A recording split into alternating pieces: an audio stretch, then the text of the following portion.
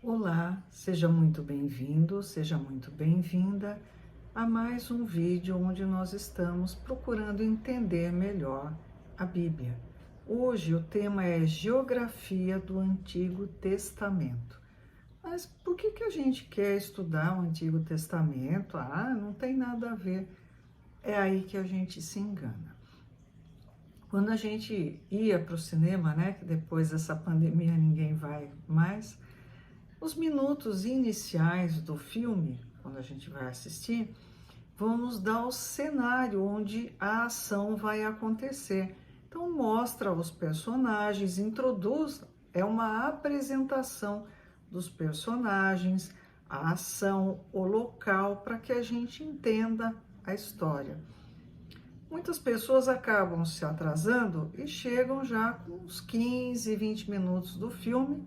Aí não entendem nada, ficam perguntando, viu? O que ele está falando? Por que ele está assim? O que aconteceu? Não vai entender, porque perdeu a contextualização do filme. Nessa comparação, o Antigo Testamento são os minutos iniciais do filme, onde vão ser introduzidos, apresentados, os personagens principais que depois vão ter, né, durante o decorrer, vão fazer suas ações e o ápice desse filme é Jesus.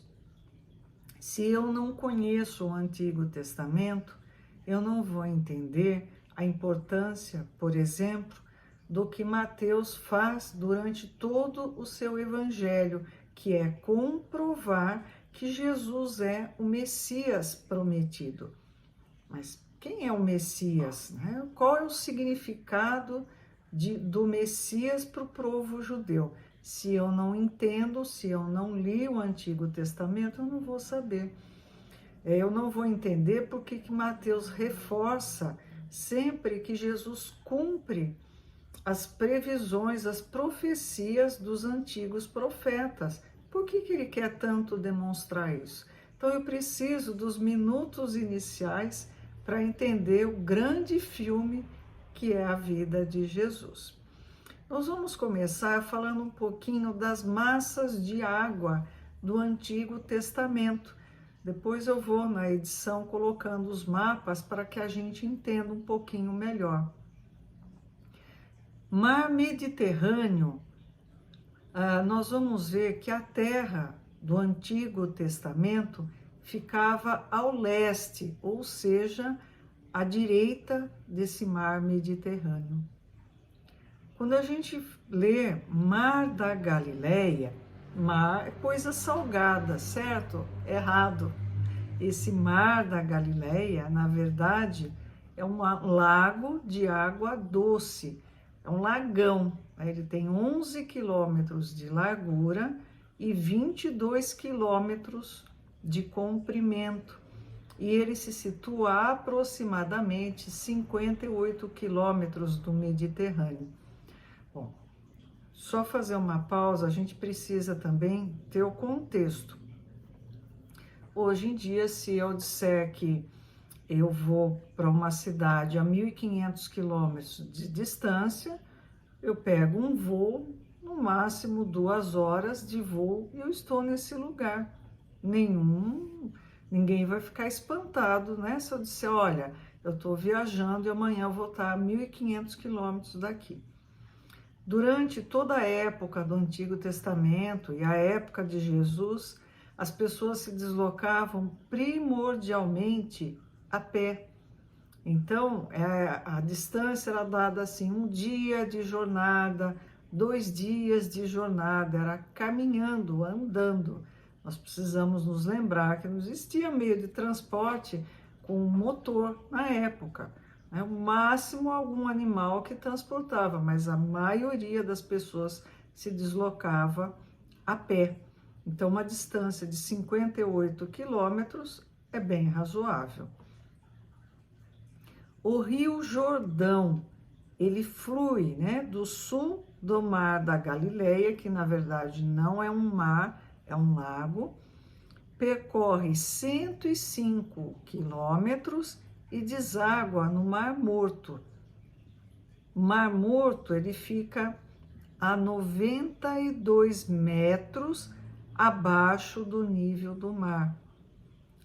Ele é assim, se ele está abaixo do nível do mar, vamos pensar que a gente cavou um buraco, né, uma poça d'água. O que acontece? A água entra, mas não sai, concentra muito mineral lá. E aí o que acontece? Não tem vida, não tem planta, não tem peixe, não tem nada. O Mar Morto não recebeu esse nome à toa, não tem vida lá dentro. O Rio Nilo, nós já ouvimos, é o mesmo Rio Nilo de hoje. É o rio que corre pelo Egito e ele deságua no mar Mediterrâneo, aquele primeiro que a gente falou. Os rios Tigre e Eufrates, eles percorrem quase 1.500 quilômetros até desaguar no Golfo Pérsico, e o Golfo Pérsico separa o Irã da Arábia Saudita nos dias de hoje. Localizações agora. O Jardim do Éden, né, que nós vamos ver no início da Gênesis, uma localização incerta. Canaã, também chamada de Israel e depois a Palestina, é um pequeno pedaço de terra entre o mar Mediterrâneo, aquele que a gente falou lá, e o mar da Galileia, Rio Jordão e Mar Morto. Então, o cenário é tudo aquele trechinho pequeno lá. Muda de nome durante o Antigo Testamento. Em Gênesis é chamado de Canaã. No livro de Josué já é chamado de Israel. No início do Novo Testamento recebe o nome de Palestina. É tudo uma coisa só. São 3 nomes: primeiro Canaã, depois Israel e depois Palestina. Jerusalém é a cidade que nós conhecemos até hoje. Ela está no noroeste do Mar Morto. É a capital da nação de Israel. O Egito é o núcleo da civilização antiga. A Síria, ela está localizada entre a cabeceira dos rios Tigre e do rio Eufrates. Por que ela é importante? Durante o decorrer da história, ela vai conquistar o Reino do Norte e vai ser a primeira diáspora, a primeira dispersão do povo hebreu. Nós temos também a Babilônia, é uma potência mundial naquela época, e ela conquistou a Assíria, também conquistou o Reino do Sul 136 anos depois da Assíria. Israel era constituída por 12 tribos. Depois houve uma cisão, uma separação entre Reino do Norte e Reino do Sul. Passa o tempo, a Assíria vai e conquista, invade o Reino do Norte. Primeira diáspora. Segunda, Babilônia vai, conquista o Reino do Sul e conquista também a Assíria. Então a Babilônia engoliu todo mundo lá. E a Pérsia, localizada na margem norte do Golfo Pérsico, Pérsia, conquistou a Babilônia e permitiu que os hebreus voltassem para reconstruir Jerusalém. Então a Síria veio e atacou o Reino do Norte de Israel. Babilônia veio e conquistou o Reino do Sul, derrotando a Assíria. Acabou a história? Não. A Pérsia veio e conquistou a Babilônia. E por que isso é importante? Porque houve a permissão que alguns judeus voltassem para Jerusalém para reconstruir o templo. Então é interessante a gente entender não só o texto, mas o contexto em que isso acontece. A gente começa a entender melhor, né? Se eu falo para vocês que um filme vai se passar na praia, a gente imagina o cenário e o que possa acontecer. É diferente, olha, essa história vai acontecer numa montanha, são cenários diferentes. A gente entendendo o cenário, fica mais fácil para a gente compreender o todo.